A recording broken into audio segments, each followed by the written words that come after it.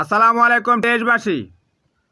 প্রবাসী সাংবাদিক ইলিয়াস হোসেনের ইউটিউব চ্যানেলে ৭১-এর সূর্য সন্তান বীর মুক্তিযোদ্ধা রাশেদ চৌধুরী তার বক্তব্য উপস্থাপন করেছেন। বীর মুক্তিযোদ্ধা রাশেদ চৌধুরী বীর বিক্রম পাকিস্তান থেকে পালিয়ে এসে বাংলাদেশের মুক্তিযুদ্ধে অংশগ্রহণ করেছিলেন। ওনাকে প্রশ্ন করেছিল সাংবাদিক ইলিয়াস হোসেন যে আপনারা ৭১ সালে ছোট্ট রাসেলকে কেন হত্যা করেছেন। জবাবে রাশেদ চৌধুরী বীর বিক্রম বলেন, রাসেলকে যে তার মায়ের কাছ থেকে এনে গুলি করে হত্যা করা হয়েছে এগুলো হচ্ছে নাটক।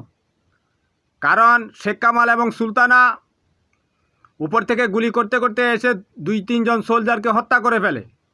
এরপর সোলজাররা ক্ষিপ্ত হয়ে প্রথমে শেখ কামালকে হত্যা করে, তারপর শেখ মুজিবকে হত্যার পর উপরে তাদের একটি রুমের মধ্যে জানালা দিয়ে গ্রেনেড মেরে দিলে তারা সবাই গ্রেনেড বিস্ফোরণে জয় বাংলা হয়ে যায়।